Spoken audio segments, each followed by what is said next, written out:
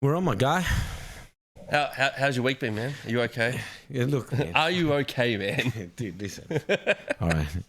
They save the ramp for when I fucking have to go through it, okay? I've had enough goddamn people. I've got a new enemy, a Cash.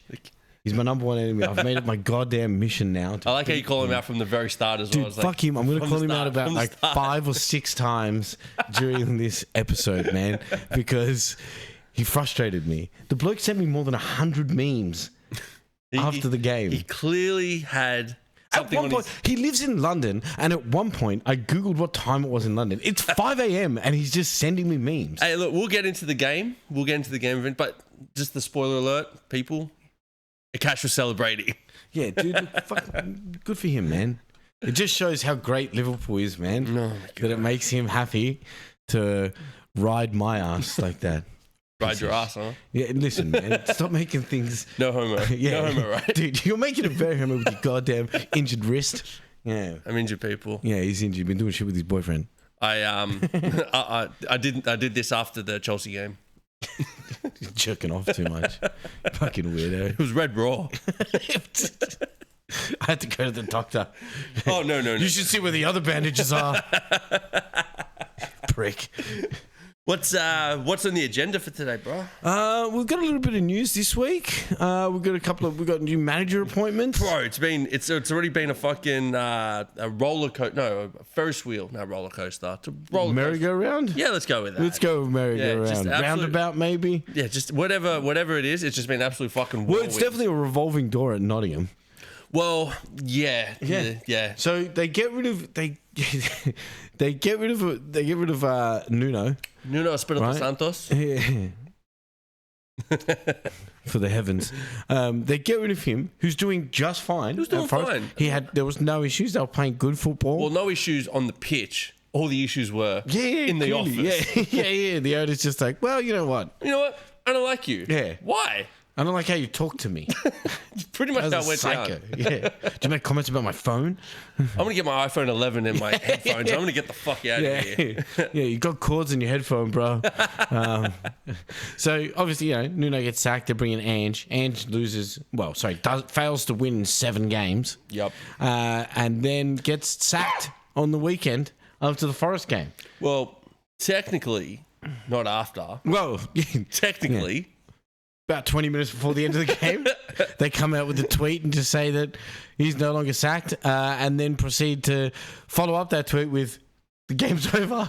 Yeah, so I mean, like, we'll get into the actual Chelsea game when we get to it. But when I was watching the game in the first half, they had the box for Marinakis. Box for Marinakis, and you're like, fucking big.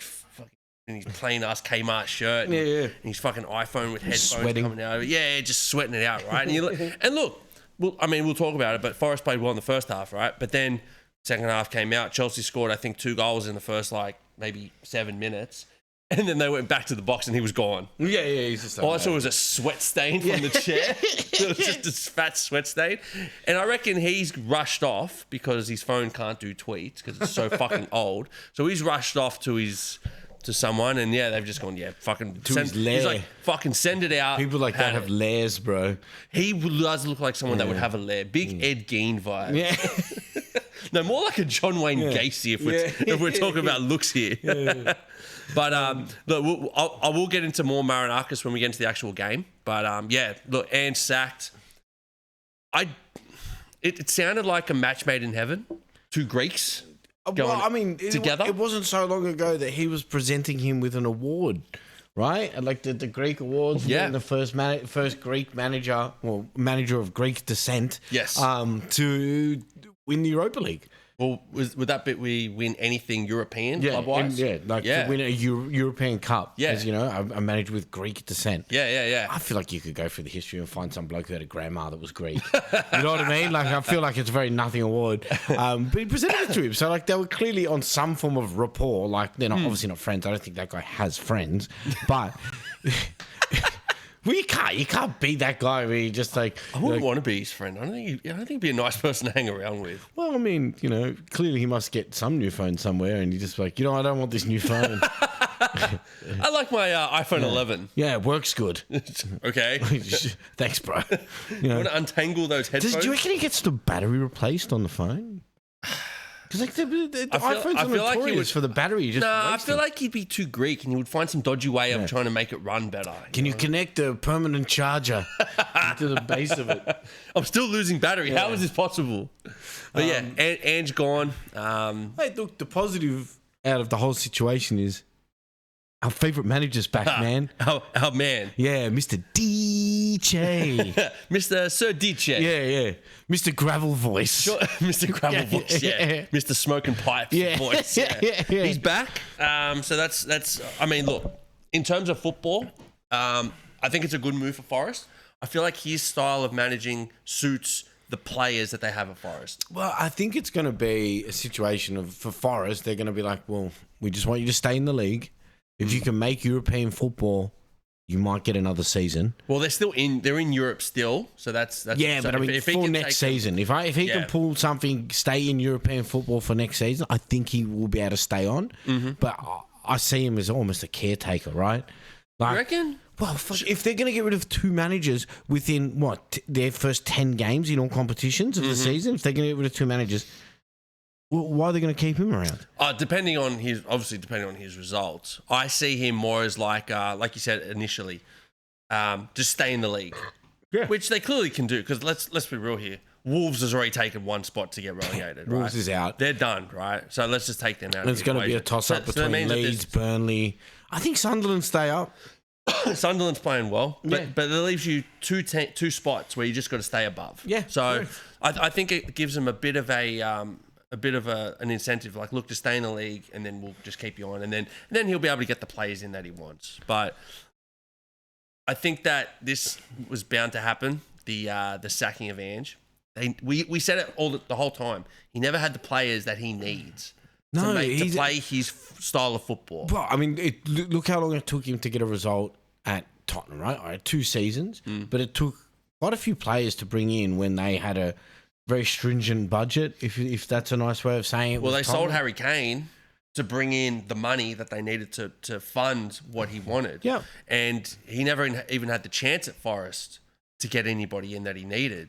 Because he came in after the transfer window. But I think this is the argument that everyone is having with Amarim, that they're having with, obviously, Ange, that they have with the Tottenham manager now. It's like Thomas Frank. Yeah. Everyone seems to have the football they want to play, but it's just like, we don't have the players to play how I play. It's like, yeah, cool, but you are still the manager of the team. Like your goal is to win games with the team, not to go make excuses and say, if I had this player, I'd win. Well, you don't have that player. Yeah, that's right. So, that's exactly right. We're just going to sit around till you can find that player? Yeah, no, that's exactly right. That's like, it's the fans don't want to see it. The owners don't want to see it.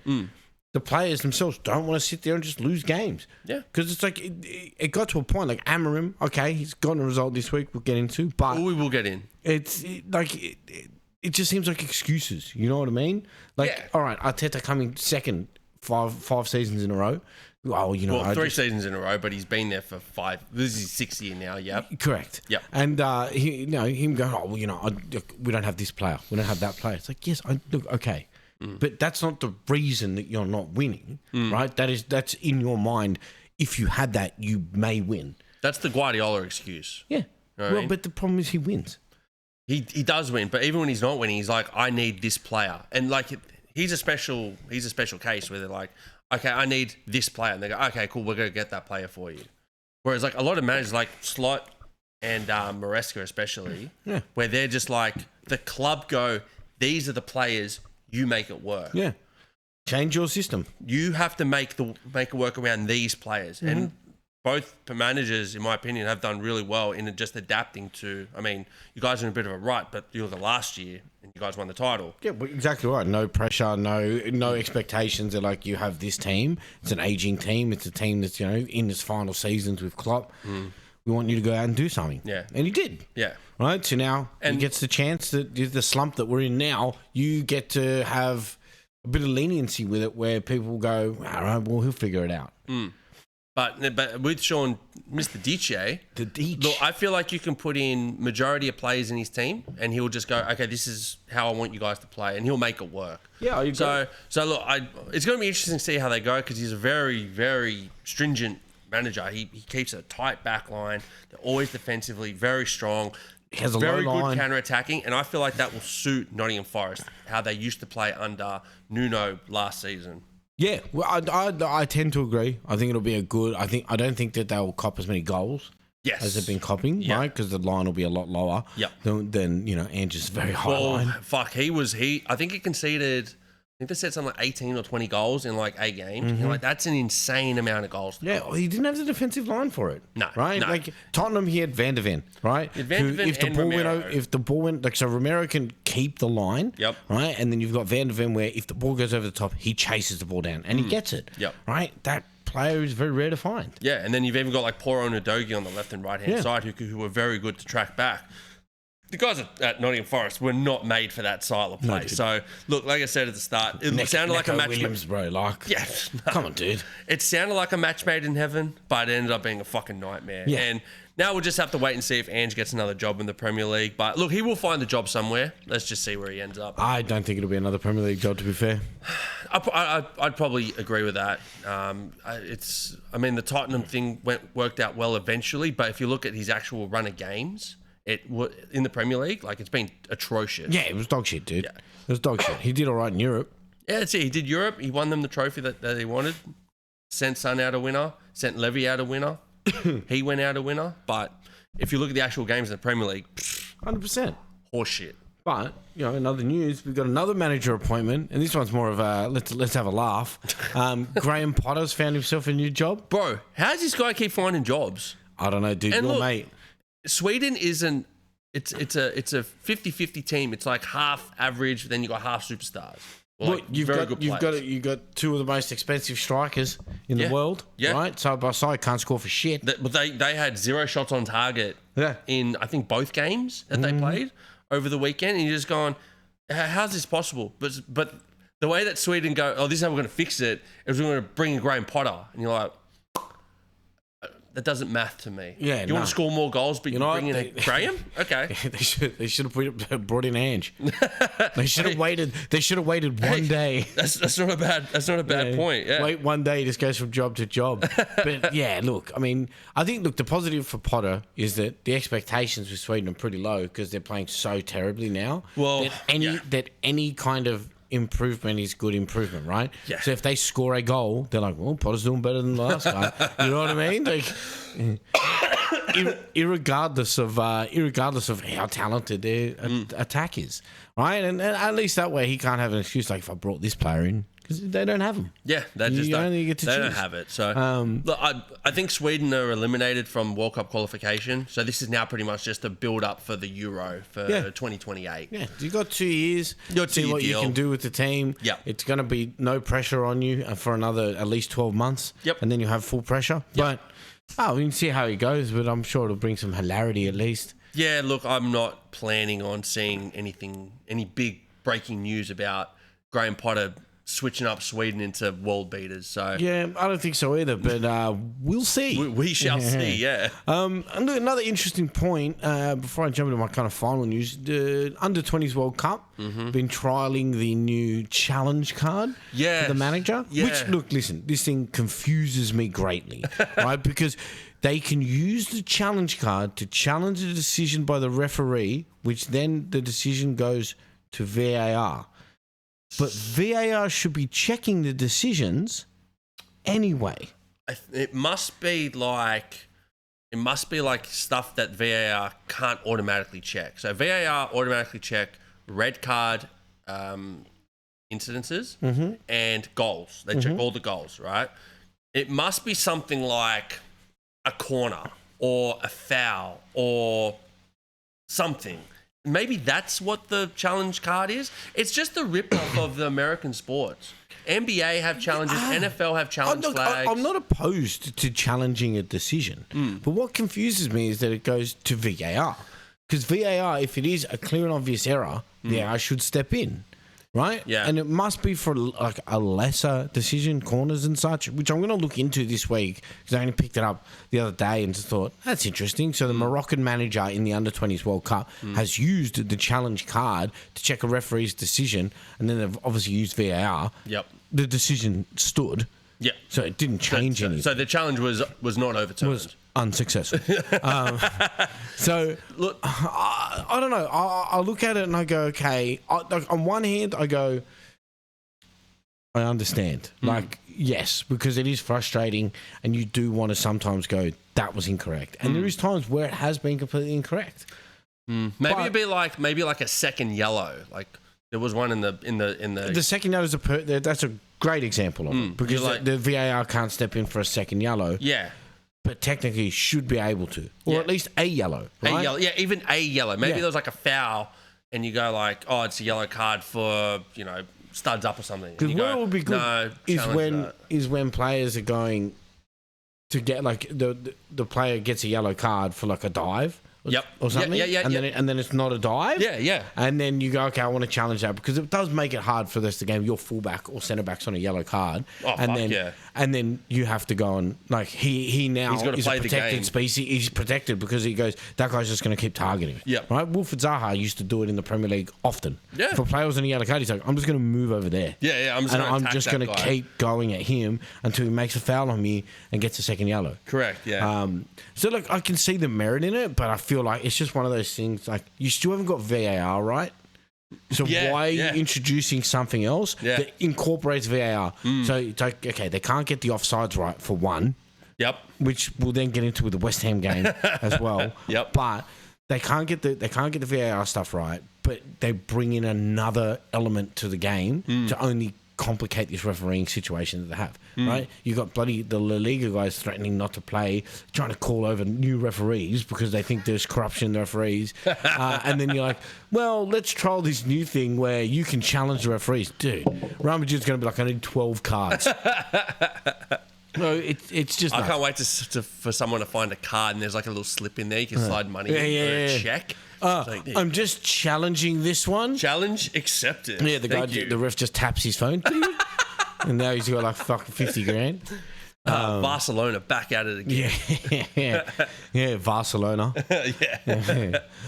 Before we move on to the games from this week, our most hated referees back in the news.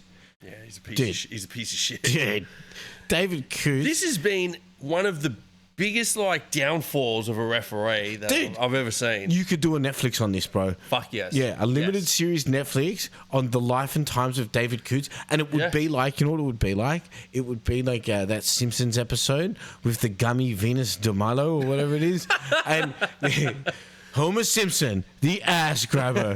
It's like David Cootes, the pedo. Because, dude, he's now just been granted bail after pleading guilty for making an indecent image of a child. So this is now making an indecent image of a child. So the accusation is that essentially in 2020 he had used a laptop to take a video, which they're calling a category. You said 2020. Yeah, this was during his Coke binge, wasn't it? Well, I think the Coke binge was going for a number of years. So maybe it's in the middle of it. Yeah, I think he was just kind of doing his real gay party stuff. Yeah. Coke binging, having sex with other dudes. And he's just gone being corrupt and hating Klopp for a number of years. And then it's now just escalated to the point where they've seized a laptop from him during an investigation against him. This is with all the Coke parties and all these investigations they had to do. Yep. And during the investigation, they found that he had downloaded a video from a hard drive onto his laptop in January of 2020. Yeah. And on that was child pornography. Ooh. So it is a video which they've said is classed as a category A, which is the worst kind of child pornography that you can download onto your computer, essentially. And they've now he's pled guilty to it. Well, at least he fronted up to it. He's back in court in December to figure out what goes on with this guy. Well, can I just say I didn't have David Coote child pornography on my bingo card this year. Listen, I didn't have David Coote on my fucking radar at all until he just started. It looked like it was innocent. Where he's just like, oh, he's just a corrupt idiot who parties too much. Yeah. Now it's just divulged into just worse and worse shit. It just gets worse and worse. It's just like, dude, you should have just shut the fuck up, man. He probably shouldn't have had people take video recordings of him high off his face. Yeah. Just high off his face. Out of his mind, bro. Doing just lines and lines of cocaine when you're meant to be a professional referee. And then the funniest part is he came out going, oh, actually, I'm gay. And like, that's like the Kevin Spacey defense. All right, Kevin. Like, that was going to make it any better. Yeah. And then he kind of disappeared. I mean, there was more drug allegations that came out. And then he also got found where he was doing DoorDash. Yes, I do. Yes, DoorDash driver. Well, no, dude, he's not coming near my kid if he's dude, I don't think he's going near anyone. I'm pretty sure this guy's going to jail for a period of time. Oh, he'll be close to Bubba. Yeah, dude, he's going to love it in there. Bubba's going to love him. Wait, is there cocaine here? Yeah, it's in my blood. Yeah, there ain't no cocaine, bro, but you're going to have a lot of fun. Oh, man, yeah, he's a sick fuck. Anyway, on to match day 8. Match day 8, yes. So we both got the exact same scoring this week that's in like fantasy. The second or third time in a row we've had the same score. 5 out of 10. We actually got the same games wrong, but half of them, 3 out of 5 of them, we just had different results. Yeah, so we're just completely So out wrong of a choice of 3, we went for the opposite 2 of the winning one. Fucking geniuses. Yeah, we did a fucking good job this week. Yeah. But yeah, we're on we're 5 each, so I think I'm still leading just off the goal difference. Which, is what it is. But look, first game was Chelsea. We both had Chelsea. Forest and Chelsea, the game of the sacking. This was the game of the sacking, yeah. Look, Ange had 8 games. I think it was 8 games he lost, or 8 games not winning. Yeah. Right? He conceded 18 goals and 11 were offset pieces. So clearly there was something going on. Well, just defensively wasn't there, right? They were just defensively they were wasn't so inept defensively. But look, going in attack, I know it didn't look like the score says 3-0, but they had six great chances to score. They had 3 in the first half, 3 in the second half. Mm-hmm. First half, we should have been down. Now, Chelsea put out a second string team. We had no Enzo. We had no Caicedo.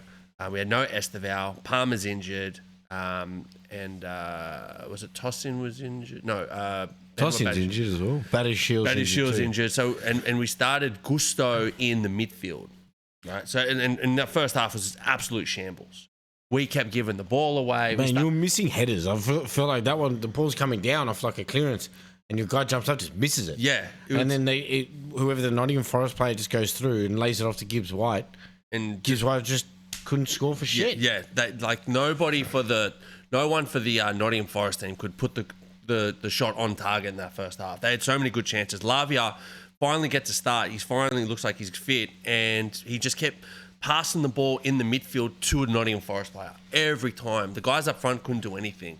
First half, I was so glad we went in 0-0. Yeah. Well, I mean, you had that one opportunity. João Pedro put the ball over the top, and your young kid Santos, gets the ball through. Probably should have done better. Puts the ball wide of the net, wide of the post, I should say. Yep. But I think that was your only chance in the first half. First half was it was a shambles. Yeah. Like, you could just tell that the players we had out there weren't. But again, going back to our point about Maresca, change the tactics in the second half. Straight out. Right? Change the team up, change the tactics. Yep. You actually started producing chances. Yep. And you took over the game. And then once the first goal went in, it was kind of just 1-2. And then Reece James had a fantastic game. Reece James, it looks like he's fit and firing. And when he's fit and firing, he's top 3 best right backs in the world.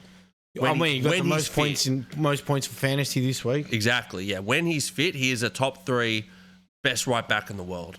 So, I don't know why, but now I've got to log back into my ESPN. Let's just do this. Anyway, sorry, back to the game. The main point of this game is that you guys can't keep your fucking players on the pitch, man. Oh, dude, your 4th red card in 6 games. 4th red card. I think it's 4th red card in a row. It's 4th red card in 6 games. In 6 games, okay. Yeah. So I don't know if it was all 4 in a row. I think there was a gap where you had one game where you didn't get a red card against us. You're right. We didn't get a red card against you. Didn't get a red card against us. So that was the middle game. We didn't get a red card. But Gusto. And to be fair, it is a dumb red card to get. Bro, it was so dumb. So unnecessary. You're up 3-0. You're up 3-0. Why are you going in like that? I get it. Like, he wants to push and, like, try to keep up the tempo and blah, blah, blah. But, bro, you're up 3-0 with, like, 5 minutes to go.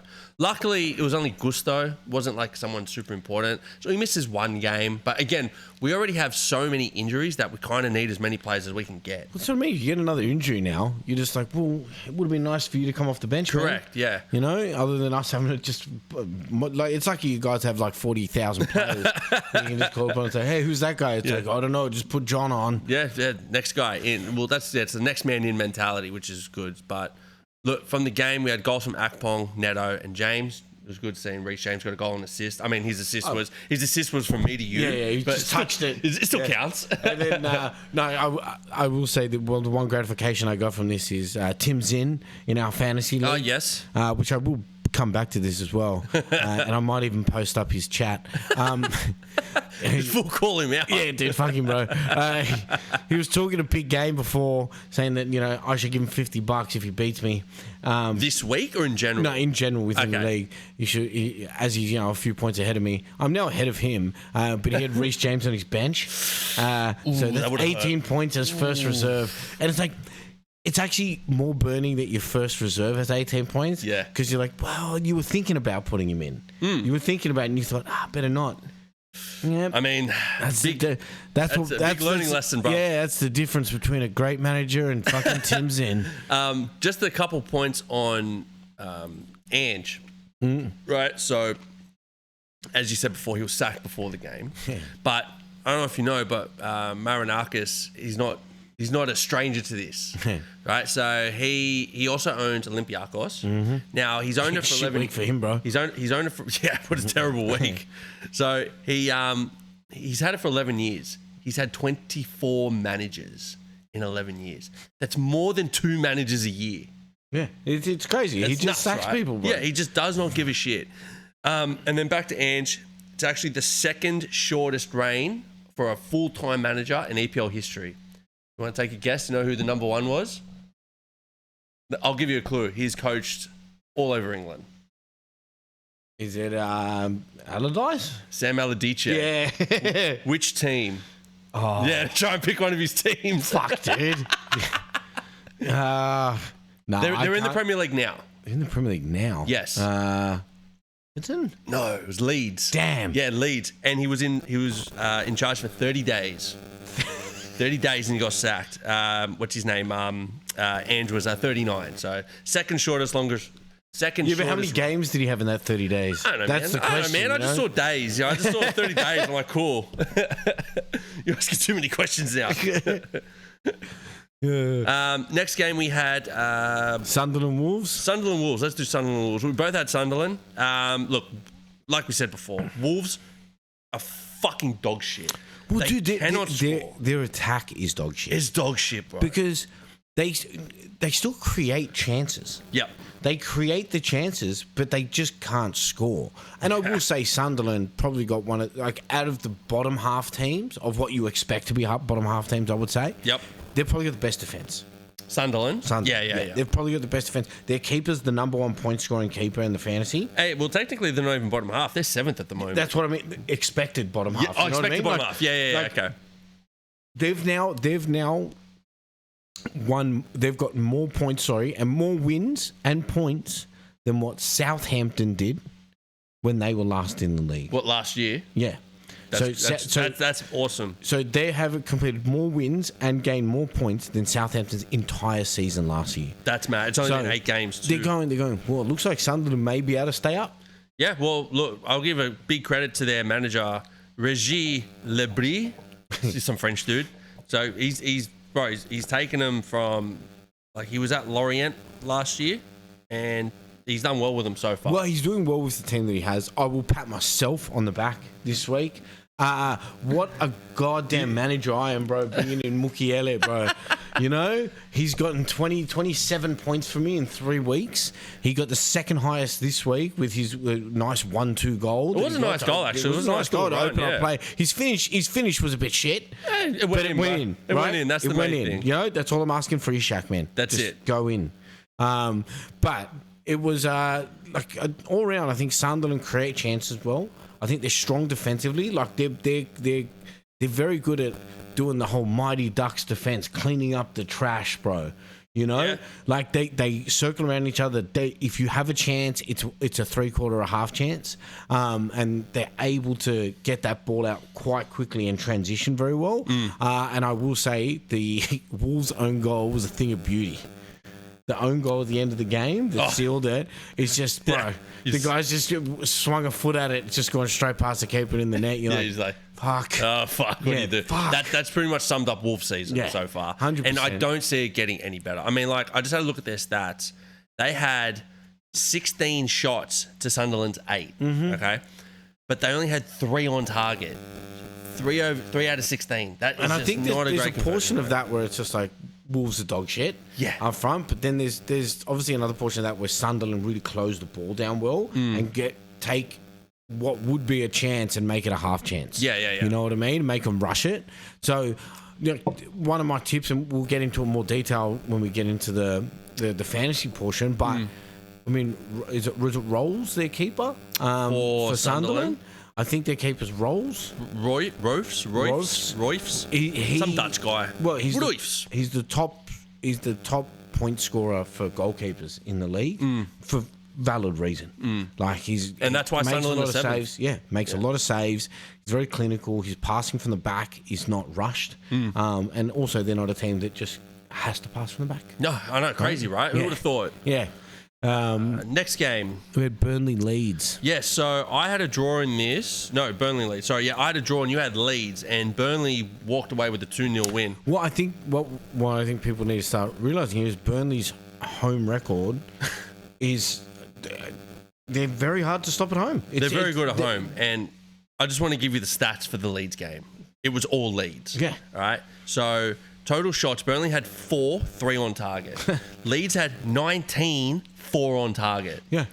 And you're just going like... They're a brick wall at home. They're a brick wall at home, I think they frustrate teams. Must be. And then they just start trying to shoot from wherever. But there's just so many Burnley players. Yeah. But just a low block. It's a low block. It's a low block at home, and obviously they prefer their field. Yep.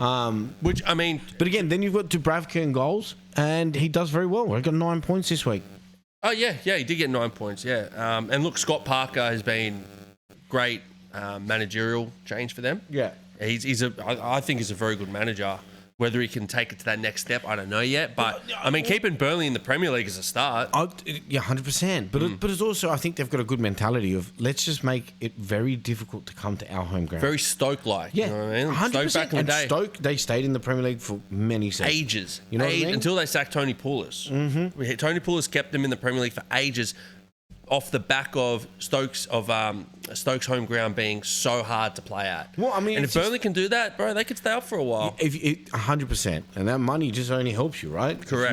If you want to build on that team, it's like, well, stay in the league for 2-3 years, right? Make your bit of money. Make sure that your home stadium becomes one of the hardest places to come and play at, and then build from there. Yep. If you've got aspirations to it, or if you're the owner, go and sell the club for billions of dollars and just go and party on a beach somewhere, man.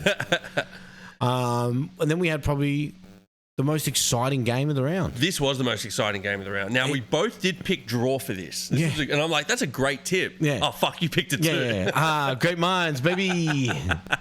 But yeah, this was a great game. 3-3. Bournemouth went up 2-0 at halftime. Bournemouth went up 2-0 at halftime. And then Palace came back. Mateta gets a double in 5 minutes. Yeah. Mateta is, if Haaland wasn't there, Mateta is right under... Sorry. Haaland's up here. Mateta's right underneath him in terms of informed strikers. I think, well, like if you just think about the attributes of Mateta, right? He's quick. He's strong. Strong, yeah. He can win a header. And he can kick the fuck out of a ball. Yeah. So and he doesn't feel the pressure. You know what I mean? I think he's got a high IQ too. I I feel like people don't. Positionally, I 100% agree with you, right? Yeah. He knows how to slip off a player. He knows which one-on-ones to take on. He knows and how which to get ones space not. too, like in a header or whatever. He knows He's how almost to get like space. a smarter version of Lukaku. You know what I mean? I think that's a good comparison. Like yeah. Lukaku was able to just use his strength to hold the ball up and just turn a And then he had a great turn on him. Yeah. Whereas Mateta can do that, but also make a run through a channel. Like he'll make a run off the shoulder of a man, and just all of a sudden he's just through on goal, and you're like, hang on a second, how'd no one pick him up? And he goes, well, someone did pick him up, but he lost his man and made that run through a channel. Yeah. So like, fucking look, I can't. He's probably a player when Palace has a bit of a run. Put him in your team. That I think that'll be eventually a lot of people after seeing this game, because it was 2-2 until the 89th minute, and Christie gets his goal. So Bournemouth's probably thinking, yeah, we got this. 97th minute, there was a bit of a contentious penalty. Yeah, I can see how they gave it, but like I think you pointed out before we came on, how they were both wrestling. They're both tussling each other. They both got arms around each other as they go down to the ground. And for me, I like the tussle. Right, I like two players tussling each other in the box if it's going both ways. Yeah. Right, and if one player goes down trying to look for a penalty, the other goes down with him. For me, it's not a penalty. Right, that's just how I like to play the game. Right, I like both players trying to get stuck into it, getting involved in a physical game. You like meat smashing, do you? Listen, man, it's like the third comment you've made about this type of shit. This is some professional ass shit we're trying to do. I'm making out to the people that something's going on. Stop making out with people, man. But like, yeah, for me, if I was the referee, which I never will be, I wouldn't be. I wouldn't give it, because I would say it's 50-50. But I can see why it has been given, and it's also very contentious, right? Like. 97th minute, you're going to go on a water penalty for that. Fuck. It's rough. And then obviously Mateta seals his hat-trick. Gets his hat-trick. But then, still not over. No. Still not over. Was it the 99th or 100th minute? 99th minute. Palace get another chance. I think it was Munoz. By the way, Munoz was great for this week. I would have loved an extra assist there. He would have got the top points of the round. Yeah, he killed it this week. Yeah. 2 assists. Had him in my team. They get another one, and Mateta has it wide open, and he fucking bombs it. He puts it straight into like row J. Yeah, it wasn't quite row Z, but it wasn't row Z, but J. he blasted it well over the bar, which could have won him the game. But look, I think a draw was a fair result. And then it's like bittersweet, right? Because like you're gonna sit there and you go, okay, Mateta's happy that he got a hat trick. But then in the back of his mind, he goes, I could have won that game. He could have scored 4 and won the game. And won the game. Bro, you're having the ultimate weekend. I would rather win the game than get the hat trick, right? Fuck yeah. Some players wouldn't. Some players wouldn't, yeah. I see Harry Kane is like that. Yeah. Very selfish. It was a great game today, guys. We lost 5-3. I had a great game. I don't know what the fuck you did. Sucks for you guys, man. Brighton, Newcastle. Now this was another good game. This was one of the games where we were both wrong again. I had draw, you had Newcastle, but fucking that guy decides to ruin. That guy Wolves, man. He's still scoring. Well, that's what I mean. He's clearly a decent striker, right? Like he knows how to score a goal. Yep. He's like, all right, he's dropped off a bit on with pace, and his physicality is probably not where it was. But positionally and his IQ on the pitch, I mean, there's not many strikers that are close to what he can produce. I mean, he's 34, right? So like he is going to lose that bit of pace. He is going to lose that little bit of edge. But like you said, I think he's getting smarter. And so last year he scored 11 goals in 36 games. He's already got 4 in 9. Not a bad return so far. Pretty much got a goal every second game. Mm-hmm. You would love it, especially someone like Brighton. You would take that every day of the week. A goal for every second game. Yeah, your striker 100%. having a goal every second game. 100%. And then, well, I mean, we are touting as the goal of the week. We. I mean, there was some good goals this week, but this one we haven't seen in a while. Volta made. All right, he's come into this Newcastle team, being their 6th choice goal striker or something. They eventually got it. Yeah, they eventually got their man, and everyone was just ripping on him, going. So where did he come from? Some German team. It was German team. Where Frankfurt? No, it wasn't. He went to them for $0. Right, he was a free to their team, and then obviously came and sold to, was it 60 million? To where? To Newcastle. 90 Maybe million? It was the same price as CR7. So 90. Yes, correct. Yeah. So he's Came gone from Stuttgart. Stuttgart got him for free. Came for 90 million, and had no expectations and has killed it. So far he's played 9 games. He's got 5 goals. That's excellent. That's a great return. It's a great return for someone that they essentially wouldn't have bought. And this is someone that, like you said, he came from Germany, and it seems like he's already adapted to the team and he's already adapted to the league. And with this goal, it shows that he's not just a header merchant. He's got a bit of skill to him too. He's jumped in the air, mid-air, back heels it into the opposite corner. Crazy. Bro, very good goal. Give him that ball 50 more times. He scores none of them. Look, they didn't get the win, but he got the PCP goal of the win. Yeah, okay. Good for you. We'll send you a trophy. It's just me this. Frame that shit. In front, starts jerking off. Dude, what's with you jerking off today? I know you're injured. It's right here, man. I can't help but keep thinking about the demons. Then we had Man City Everton game. Yeah, so look, we both had City in that game. Look, I think that was an easy choice. First half, I think. Look, firstly, preface that I think City got pretty lucky that Grealish wasn't playing. Very lucky. Yeah, because I think that takes away the whole left side. Yeah, pretty much. They had to, and they didn't have. They did have Drewsbury Hall. They had to put Alcaraz out there, and he got a 5.8. You know what I mean? That's where Grealish plays. Yeah, that's what I mean. And I think, it's lucky that obviously that loan means he can't play against his home Correct. club. Yeah, but look, the only thing that I saw in the first half was Beto.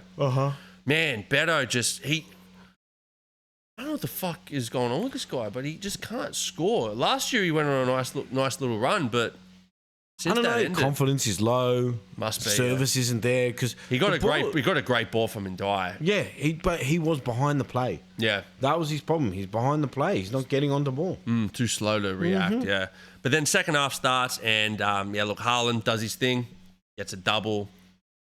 City wrapped it up after that. It was pretty simple after that. Yeah, well, they just did with one. They just did with one good shot. I think it was from Ndiaye, but Donnarumma was all good after that. It was a pretty comfortable game for City.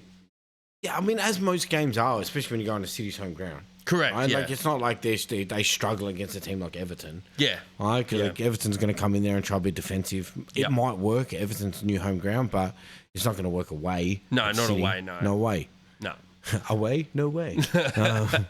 Next game, Fulham Arsenal. This was a boring ass game, dude. And look, to be fair, I think Arsenal away. This is how they're going to play. They're going to play a gritty, grimy style of game.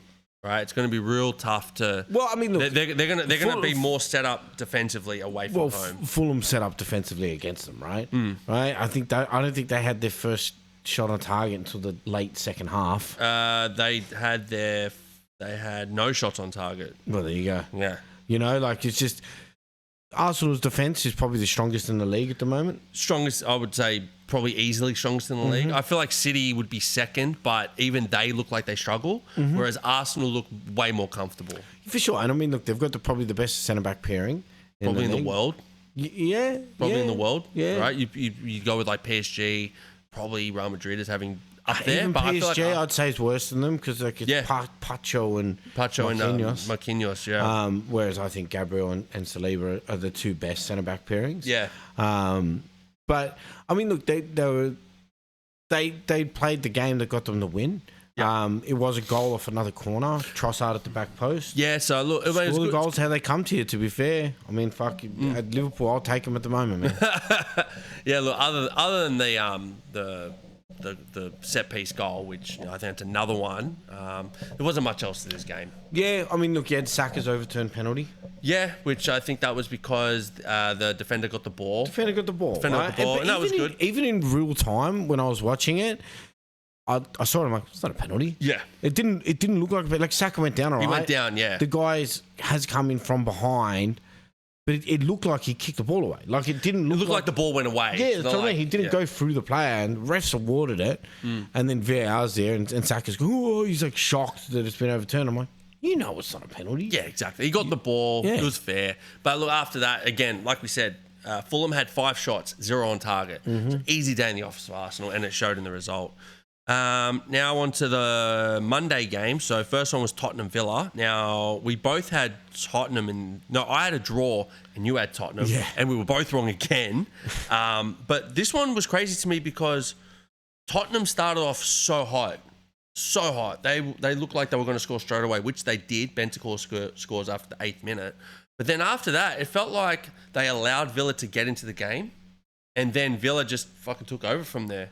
Well, yeah, but I think this is the problem with Tottenham constantly, right? They've got a few new players that have come into the team. Yep. But none of them are really gelling. Like, Xavi Simons has done nothing. Xavi Simons, I'm actually so glad that we didn't get him because he would have been like another Garnacho, but more expensive, right? Garnacho hasn't set the world on fire. Xavi Simons has had way more games. He's been invisible. Like, if you watch him play, I don't see him on the pitch. He doesn't. Has Colin Mawani played? He came off the bench. He's only been off the bench. Yeah, okay. Because again, I haven't seen him do anything. They've been started. He started off with Richarlison when they were running hot. Maybe that's why Richarlison doesn't start. They've been putting Tells up front. I mean, Tell's got one goal. Hashtag bring back Richarlison. The guy who can't read. But like, here's the thing, right? I looked at their run and went, "Wow, look, Tottenham's been playing well. They beat City." And I'm like, all right, they might kick off here and be able to go. They've got an easier run. They'll be able to do something. No, they've been mediocre at best, right? And I hate that I have 3 goddamn Tottenham players in my damn fantasy team. I need to get that down to 1. Well, look, Tottenham did go on a nice little run, right? They lost to Bournemouth. They'd only lost 1 game, right, before this one. They'd only lost 1. A lot of scrappy wins, a lot of draws, right? But it's the conceding of goals. The conceding of goals has really baffled me because you still have Romero and Van der Ven there. Yeah. Who are arguably, again, top 3 centre-back pairings. Yeah. It's the same defensive. I mean, Romero didn't play in this game, but still, you still had the same other 4. So you had Udogie, you had Pedro Porro, you had Van der Ven, you had Vicario. So you still got pretty much the same core defence. And they just seem to be leaking goals. But I will say, Rodgers' goal was cracker. Yeah, that was my second for the goal of the week. I was tossing up, I'm like, do we go another screamer? Another screamer, but the Voltemade was different, so you got to go with that. Yeah, that Voltemade is like, not every player can do that. Correct, yeah. You know, with most players, if you give them a bit of space at a ball, they could probably hit it. Yeah. And then even Buendia's goal was a nice goal. So look, Aston Villa finally scoring. And I think that, you know what it's come down to? They've taken out Watkins. Marlon started up front and looked so much better. Daniel Marlon has been much more promising up front. One, he makes better runs. Yep. I think he's physically a lot fitter. Like, in a sense. Watkins doesn't look right. No. He played for England and he missed one from 3 yards out, right? And you just see something's going on in his head. There is a rumour, I don't know if you heard this rumour, that he's playing like shit because Sancho got busted with his misses. I have seen something. Have you seen it? I don't know how true it is, but I mean, if it's true, that would fuck me up as well. Some guy from loan comes out and starts loaning on your wife. Yeah. It's like, oh, hey, man. Nice dude, I'm on loan. It's okay. Yeah, nice to have you in the team, man. Yo, where's your wife? What? She's over there. Yeah. Oh, excellent. She's over there. Nice. Anyway, man, I'll catch you later. I'm not going to go plow your wife. Yeah. Yeah. So when are you out? Do you want to do the Liver game now? No, we'll leave the Liver game for the end. I can go on a fucking rant about it. The last game before we get into the Liver game was the West Ham game. We both had West Ham, and they have now lost their first 4 games at home of the season. Look, we were talking about before we did the pod, right? Yep. To say, look, what's going on with West Ham? And like a few different things. I think TalkSport has said this, and there's no physicality and there's no athleticism. Yeah, the way they're West a very Ham play. rigid team. Yeah, like we were saying, Paqueta doesn't run. No. Right? He never runs. He gets on the ball, he wants to offload or shoot. I go, Bowen runs. Bowen does everything. I will give it to Wan-Bissaka. I think Wan-Bissaka also puts in a bit of a physicality and puts in a strong tackles and stuff. But outside of those two, I don't think that there's another player that actually goes out there with the intent to want to like run, get on the ball, make big tackles, hustle for a win. And you can just tell it by the results that they're pulling up. Yeah, exactly. You're sitting there, you look at the quality of West Ham's team, you go, well, you know, they should be winning these games. Yeah. But instead you see players like Thiago from Brentford, like virtually an unknown player, scoring his ass off. Yeah, he's played really well.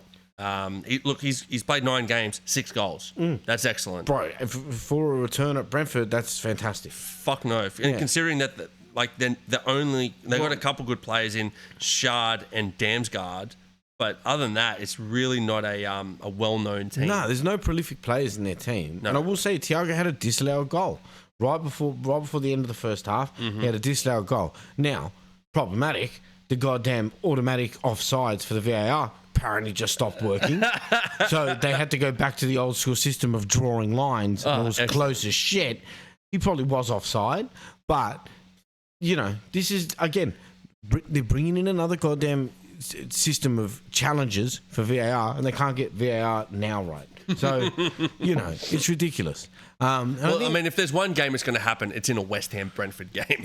At least it was like a Manchester derby, or the you guys versus Everton Merseyside derby. Imagine it goes off then, fucking riots galore. Yeah, but at least it was the West Ham game.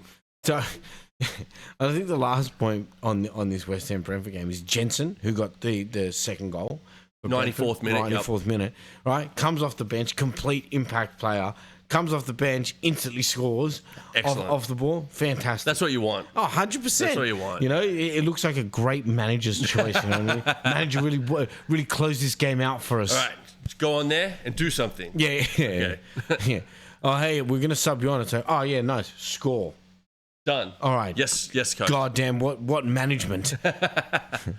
All right. Into the game of the round. Fucking 4 losses in a row, man. 4 losses in a row. And this one hurts big. Yeah. Okay, I've got obviously a lot of Liverpool players now ringing through to fucking different podcasts and radio shows to essentially say they want Slot sacked after this, which I think is a crazy reaction. It's crazy overreaction, I think. Yeah. Look, I think that there's some points to raise in this. Yep. Get your opinion on it, right? So, obviously, their first goal comes 2 minutes into the game, right? Ryan Mbeumo scores a goal. Now, there's a whole controversy with this that so Van Dijk goes up for the ball, right? McAllister also is tracking back to try to get the ball. He cops Van Dijk's elbow in the head and goes down holding his head for a head injury. Now, referee's looking directly at it, plays the game on. In that instance, obviously, the letter of the law, he should stop the game, right? Now, that being said, for someone to go, well, he ran into his own player, I'll bring you back to the Everton game last season, in which 2 Everton players ran into each other. One went down holding his head, and they stopped the game when we were on a counter-attack. They stopped the game while we were on a counter-attack for a head injury. They then extended the game for the length of what that head injury was. My trouble with it, and it's not the reason we lost the game, right? Like, I'm not going to sit here and go, well, that didn't happen. We would have won the game. Yeah. Incorrect. I'm just saying that's a controversial decision, and I think the referee should have stopped the game. Michael Oliver, by the way. Of course. He always makes it about himself. And then I've seen like a few different ref agencies come out. They go, oh, well, he was following the game, so he probably didn't see that it was a head injury. Isn't that what VAR's for? Or your linesman? Or the 4th official? Well, that's what I mean. I'm like, at what point can VAR step in and go, that was a head injury, you should have stopped the game? Is that a clear and obvious error? Well, I think it is. I reckon what would have happened, right, is I reckon he played on, right, and then if it went out for a corner, he was going to stop it. And he was hoping that something like that would happen. Yeah. A free kick or a Because I know that you're not going to right. pull it back to go, oh, I was a head injury, I should have stopped the game. Yeah. Right? I get that. You're not going to pull it back to go there. But the problem is, Maka had to wear, like, it's not like he was faking. He had to wear, like, a fucking black condom on his head for the rest of the half before he came off. They found the Magnum condom in the back, right? Well, then he had to end up coming off at half time. Because of that? Yeah, because he's now injured. So whether or not he can play in this week or the Champions League is another question. So to the point of why the rule exists is because you're protecting the players so that he's not there with dangerous head injury, which he was. Like, he was injured from it. So that's controversial. And it's not the reason we lost the game, right? Like, we lost the game because we weren't able to take our chances. You couldn't take your chances, no. Gakpo had a great game. Yeah, if you take Gakpo out of that, the rest of there was nothing else coming out from the rest of your team. No. Well, Ishak had a 1-on-1. Should have scored that. Didn't do it. Gakpo hit the post 3 times. 3 times is crazy. Yeah. He now joins an illustrious group of players that have been able to hit the post 3 times. That first one, It's a long ball. His first touch. Yeah. Sets it up and he hits it first time. Fuck, if that went in, that would have been a cracker goal. And to be fair, it would have given a Salah an assist Which too. he needs. He needs it badly. Because later in the game, we see it. He gets a ball across from, I want to say Kirkes. Yeah. Puts the ball across. Salah brings it down. He has... And look, I've seen a lot of comments go back and forth. He has Wirtz in the middle, and I think Dominic as well. And they all said, he should have squared the ball. And I'm like, I disagree. Look, hindsight's 20/20. Yeah, correct. You know what I mean? If he puts it in, everyone's going, that's fucking mad. Good for him, but he missed it. I agree with you. I think he did the right thing. I think he did the right thing too. I want my attackers to shoot at the goal. If they're in the box, I want them to have the confidence that I can fucking score this. The problem is, he puts it fucking 2 meters wide. He snatched the fuck out of it. Yeah, and I'm just there. I'm like, dude, Salah last season buries that or gets an assist. Or at least on target. Yeah. Make him safe. But the thing is, for Egypt, he's playing really well. Okay? He's moved past Liverpool. He's like, I've won so much at Liverpool. I want to win something with Egypt. Here's the problem with that. He plays centrally for Egypt. It's like a striker or like a 10. As like a cam in a 10 position, right? So he can run the game. So my argument here is that I think Slot needs to change system. Because like we've seen in the Chelsea game, he set up with a 4-3-3. Right? He set up with a 4-3-3 once again. And I think he needs to go to like a 4-4-2 diamond and play 2 up front. Right? I think 2 up front is something that not a lot of teams do. And I think if he can get it to work. Well, when you've got strikers like Ekitike and Ishak, it makes sense. Even Gakpo. Gakpo can play centrally. He's on fire at the moment. Correct. Yeah. So it's like you have a plethora of options if you play that formation. If you play the 3 up front, it's like, all right, well, you've got Gakpo that can play out wide. Your only other option there is Rio. Or Chiesa. But he prefers the right. Oh, right. Yeah, okay. Chiesa prefers to be on the right, right? Yeah. So then if you go to look at what your options are on the right, you've got Salah, Frimpong, or Chiesa. Like, they're your options on the right. And I'm like, okay, but he prefers to play Chiesa through the middle. But I'm like, all right, well, then if you're only going to have one striker there, you've got Ishak, you've got Ekitike, and now Chiesa. So, like, your options are just so limited if we play in the 3. Because something's got to change, right? Like, well, I mean, you can't go 4 in a row and think that things are going okay. No, the last time we've had 4 losses in a row was 11 years ago when we had Brendan Rodgers. Yeah. And that team that Brendan Rodgers Klopp went his whole Liverpool career without losing 4 in a row. Yes, correct. So, look, something has to change. Obviously, no, like, I think the people coming out saying Slot needs to get sacked is crazy, right? Because he won the fucking Premier League last year. Correct, yeah. You know, so it's not like you're going to give him some leniency to figure it out. Look, we're 4 points behind. Yeah, it's not the end of the world. But it is alarm bells that need to get fixed. Oh, fuck yeah. Because definitely. now you're losing all the opportunities that we had later in the season to be able to, like, okay, we can lose a game here. Yeah. And then, obviously, like, when we came to the end of the game, and it was funny, the last, I think, 15 minutes of the game, we changed to a 4-4-2 diamond. And we started. That would have been when you were 1-0 down still? Yeah, so after Gakpo scored, Gakpo's now more centrally. He gets the tap in. Yep. Right? Which, to be fair, he almost missed. He did almost miss that. But there is a way in which we need to change formation to do it. And we had more chances after that Gakpo goal to win the game, and we didn't take them again. Yep. Right? Like, Salah had a miss. I'll give a credit to Wirtz.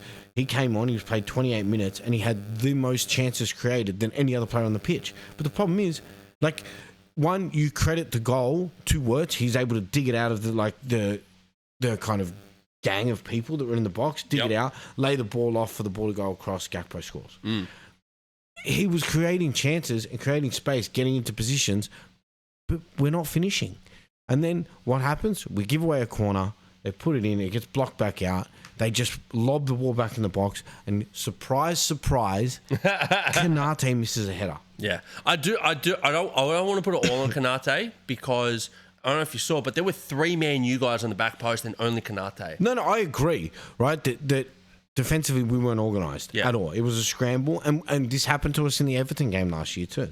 Right, that we weren't organised enough at the back to be able to get it. So Kirkes probably should have been there at the back as well. Yes, they would have been Kirkes. Right? Kirkes should have been there as well. The problem is that Harry Maguire, he is a threat in that situation. Fuck yeah. So Konate should be aware of that because he's marking no one, right? Yeah. He's marking no one. He's in no man's land. He's just there going, okay, he jumps up. He's just taking space. Yeah. And Konate has done that multiple times this year. This year, like I think we've spoken about this before on previous episodes, but I feel like his head is already in Spain. Yeah, and if that is the way he's going to play, good luck to him in fucking Real Madrid. Yeah. Good luck to him because I don't see how it's going to improve. So, look, we've obviously got Champions League game tomorrow. Before we move on, you guys did have a couple injuries as well. So you said McAllister got injured. McAllister came off injured for the second half. Gravenberg rolled his ankle. He came off injured. Do we know how long he'll be out for? He won't be playing this week. Rolled ankle could be like 1 week, and it could be like 3 months. It's sounding like it's not the 3 month situation. It's sounding like it's going to be 1, maybe 2 weeks. Okay. Which is more positive, I suppose. Yeah, you take positive out of that. Yeah. I will say the one bit of happiness that I got out of this game, right, that I could take and make myself feel better was Tim's in. Back to Tim, yep. Oh, yeah. His name in our league is Math Debaters. Really on trend with you tonight. But so he's messaging me before the game going, well, I've got Reece James's first sub, 18 points to come on. If Frimpong doesn't play and then puts Frimpong on like the 85th minute. But to be fair, he did put Frimpong on, and Frimpong was whipping in balls. He whipped the ball in for Gakpo, who should have scored off that header. And that's before the Harry Maguire. That's the win, right? That's the win. We get that goal, you win the game. Yep. But look, I think... But you can't blame Gakpo because he's already done so much in the game. Correct. I can't sit there and go, it's Gakpo's fault. Yeah. It's the team's fault. Yeah. Right? Like, Gakpo was the best player on that team for the day. I don't know what Chiesa has to do to get in the team, but I do know that I think Salah needs to get benched. And it's the first time I think I've ever said that for Salah being a team. I do think he can't start. If you're prepared to bench Wirtz, be prepared to bench Salah. I think so too. Look, Salah has had an amazing Liverpool career. Amazing Premier League career, right? But if you're not performing, you got to still put these players under the banner as everybody else. If you're not performing, and which is kind of confusing because last season when Slot first came in, I remember he was subbing off Salah, he was subbing off Trent. He would take Van Dijk off when you guys were ahead, but he had no problem taking players off when he felt like... And now he's not doing it. And now he doesn't do it. And I'm like, is he because he's scared of like losing the locker room? Is he just... He doesn't trust the players that have come in? I don't know why he's changed up so much. But I remember when he came in, it was so refreshing to see him just go, you're off. And did not care. Now I feel like he does care a bit more. And I can see the pressure starting to build on him because now he's starting to not throw players under the bus, but he's calling them out publicly. Yes, but look, to be fair, he has always done that. Yeah, but he's always done that. It works well when you're winning, right? Because you're saying, look, I know we won, but you could be better. Whereas now, I feel like it's like, we're losing, you're not good enough. I think it works well when you're winning. I've seen this criticism from a few different like podcasts and a few different pundits and stuff saying the same thing where they're like, oh, I think he's shifting the blame off himself. And like, he's doing the same thing. I think he's literally showing. So against Man U, right, as the perfect example, after the game, he went in there and he said, if you were to tell me at the start of the game that we would have created this many big chances and that we would have had, this many shots in the goal, I would be happy because I'd be like, okay, well, we're creating the chances. He goes, it's not easy to come to somewhere where a team is going to play a low block and so many long balls. And they went back, I think it was James Carragher on Sky looking at it. So the Man U goalkeeper played one short pass the entire game, right? And which was a completed pass. He goes, but 25% of their entire passes all went long. So they had a tactic to do it. But again, I think Slot needs to understand that a lot of teams are going to play us like this. Well, now that you guys won, right? And it's the same when like people play Man City, people play Arsenal. They do resort to those sorts of tactics, but you just need to work around it. No, yeah, 100%. You can't, like, it's not, it is a reason. It's not an excuse. Correct. Like, you need to go there and go, okay, well, why did we lose today? It's like, well, this team just sat deep in defense. We weren't able to break them down. And to be fair, I think, part of it is we need to take our chances, which we didn't do. So I'm like, look, there's positives in that we can, there are the positives to take away in there is that our players like Wirtz are getting better with every game. I think Ishak's still struggling. I think Ekatike, Chiesa, Gakpo all have the right energy, and I think they should be playing a lot more. That's a if they're all in form, which Gakpo is, Ekatike is, Chiesa hasn't had enough time to be in form. But when he's on, he always takes his opportunities with both hands. That could be a scary front three. Yeah, Dominic Soboslai is another one. He's shifted into different positions. I don't like how he keeps putting him at right back. I like him at right back. But isn't he better utilised? Oh, is that because he inverts, right? He inverts. So he plays almost that role. That stops Kirkes from inverting, which I think takes away from Kirkes' best part. So that's... And this is why I'm saying the 4-4-2 diamond is a better one because it allows Frimpong and Kirkes to play how they want to play and get forward. And bomb, yeah. Up the pitch. Bomb up the pitch, get the balls, whip them into the cross, invert inside, take shots. Or lay the ball off for the shot, right? So give them which is what they did so well the season before. Correct, yeah. So I would like to see that happen again. Yep. So then that way it frees us up. And also it also stops that long ball over the top to just beat Kanate and beat everyone. Because that like your midfield can shut the ball down. Right? And then if we need to, we can drop 2 midfielders in to support if our 2 guys are up front. Yeah. So look, there's advantage to it. I hope there's a bit of a change, and we'll kind of see when it comes into this week. But like I said, we've got Frankfurt tomorrow morning, and then we've got Brentford this weekend. At home? Away. Okay. Away. It'll be an interesting game. But why don't we just jump into some fantasy, something more positive? Let's do fantasy. Let's just jump in. So we've got the league here. Let me just zoom in a little. Going on. So look, Stammer's killing it. Right, he's up top 526, which is a pretty good score. Yep. He's had a good start. His team's held on pretty well. Yep. You're sitting there in second, and I'm chasing your ass down, baby. You're coming up again, considering you were 11th. Yeah, I went from 5th. I'm like, nice, I'm up to 5th, and then crashed down to 11th. Big crash out. We'll say top scorer of the week, Mr. Ange Postafaki. Mr. Ange in the unemployment line. Yeah. Which is my brother, Matt. He gets 92 points. Used his triple captain on Haaland very well this week. And he could have been more had Haaland got his hat-trick. Yeah. Which he nearly did. If he got a hat-trick on that triple captain, he would have been over 100 points. That would put him up to probably close to me. He would have gone to third, probably top me as well. Yeah, he definitely would have jumped me. He would have been third. He would have. And then we've got Mr. Tim Zinn, the goddamn Mr. Confidence Man himself. The math debater. Yeah, the math debaters. I'm definitely going to drop his goddamn... Are you going to report his name? Just really fuck him hard. What about I saw on Reddit, some guy had his name reported, and they didn't just change his name; they deleted his whole account. They deleted his whole account after like round 7 or something. Yeah, bro, dude, that's so cooked, bro. That's so fucked, bro. I'd be so upset if that happened to me, dude. Of course you would be burning. You would have found out who reported you, dude. But yeah, no, look, math debate. Let's just go in his team because I just want to see. Yep. You know how he feels. So here he is, Dubravka, Frimpong, the happiest guy that I could know. Oh, no, go down a little bit more. Go down a little bit more. Oh, no. Oof, that's got to hurt. 18 points. Oof. Oh, damn, that sucks, dude. That's got to hurt. Oh, man, imagine leaving him on your bench. That must suck, dude.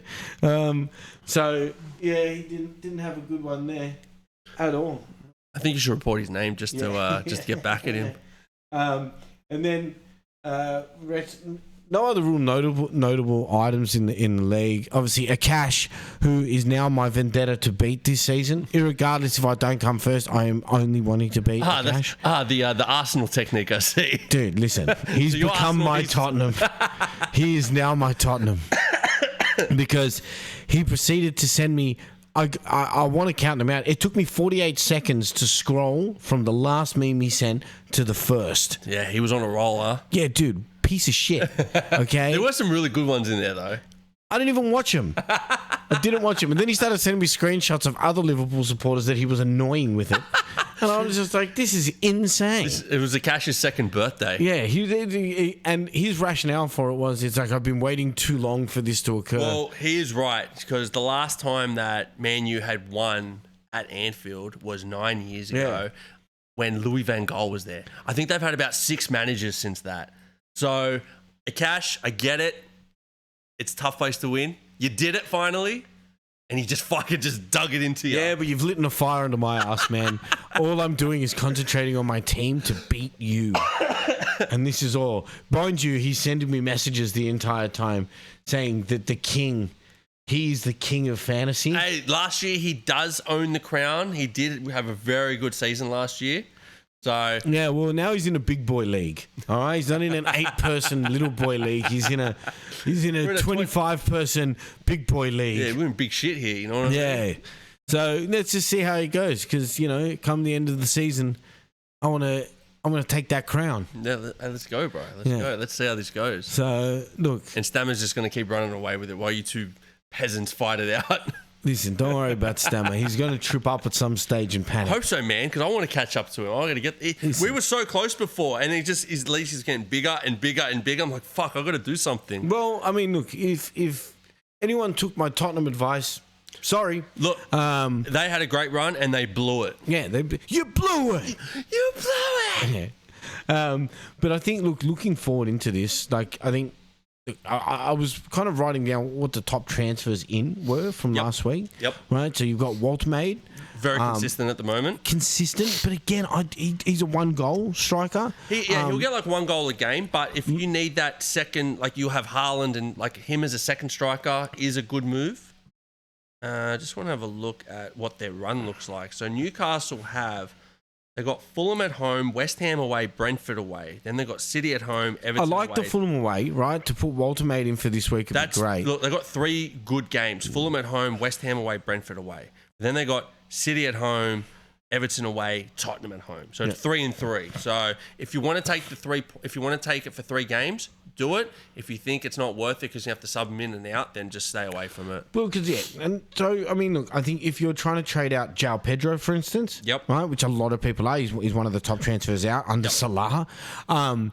It makes sense to put him in, but again, I think a better option's Mateta. Yeah, Mateta is just so consistent, so good at the moment. But again, I think Palace's game this week's not an easy one. They've got Arsenal. Look, Arsenal but after that, they've got Brentford. Brentford at home. Into Brighton at home. So then Wolves, then Man U at home, then Burnley away, then Fulham away. So very nice run after this Arsenal game. For sure. So I think, look, if you followed my advice on Tottenham, you've probably got some players you need to get out of your team, like I do. And I think, given Chelsea's Sunderland game at home this week, I am keeping João Pedro. Yes. I'm keeping João Pedro for another week. Yes. See how he goes. I'm hoping he gets a goal or an assist, and then I think it's either upgrading to a Walt Maid or Mateta for me personally. Yeah. Obviously, a lot of transfers in as well for Gabriel and Saka. Fair enough. They're in the middle. If you're going to look at Arsenal players, I think there's probably 3 that you'd want to have. I think that's Gabriel, Urian Timber, Declan Rice. To be fair, I think Saka's too expensive. Or if you don't want to put an Arsenal defender in, you can always go Raya if you need a keeper. That's a fair one too, yeah. For me... I think the Arsenal defenders are good enough to get goals and assists. That's why I stay away from Raya. I mean... Unless you want to double up. I went and looked at the number 1 fantasy team. He has Urian Timber and Gabriel in his team, which I think... I mean... Look, Gabriel and Timber gets a lot of assists. Gabriel does get the occasional goal. Got one in the Champions League this morning. Yep. So, I think that there's a lot of merit, especially when you look at Arsenal players. They're going to get a lot of clean sheets, that's for sure. Yep. So, look, yes, I think Arsenal has an easy run, especially after Palace. So I think that there's probably some big moves to be made. Yep.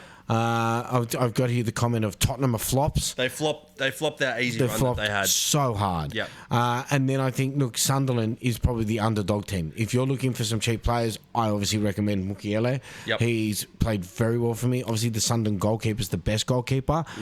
But there is another Sunderland defender, Ballard. Ballard is another good option because he is the option for the header back in off all their free kicks. Okay. So they put it to the back post. He headers it back in. He got injured, I think, in week 1 or 2. No, he got injured in week 2. I was planning to put him in for week 3. Got injured and then has only just come back. Right. Okay. So if you're looking for kind of a Sunderland player, I'd be going with Ballard. Just a thing on Sunderland. I'll just give you their run. So they've got Chelsea away, Everton at home, Arsenal at home, right? So the next 3 games are tough. Fulham away. And then they've got Bournemouth, Liverpool away, City away, Newcastle at home. Yeah, look, it's not a great run. Look, but they are good for value. Yeah. Right? But so if you need value players, Sunderland's the way to go. If you've got the money, I feel like it might be utilised better with someone with a much easier run. Oh, I tend to agree. Yeah. So, like, I think for me, might even have to sacrifice some points going into next week. Sacrifice some points. All right. Well, I've used my subs up, so I still have, my free hit. Don't have a wild card left. Yep. I still got my free hit that I can use if need be. But I'm going to wait for a big week for that. I do one where your players are playing against each other. I think so, and I think for this week I can scrape through without having to use 2 subs next week, get 2 players out of my team. Because I think like I said, I've got Mukiela in there. He's done some good shit. He's done some good stuff for me. But I'm gonna have to be pretty careful with how I tread with keeping him in the team. Like Chelsea this week, probably on my bench. Correct. Yeah. But then next week they've got Everton at home, and I think they can put up a fight there. Yeah.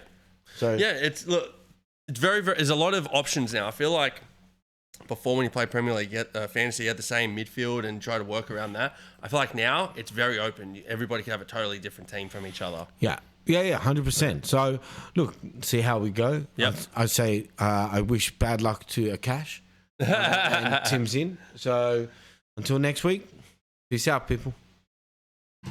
Fight the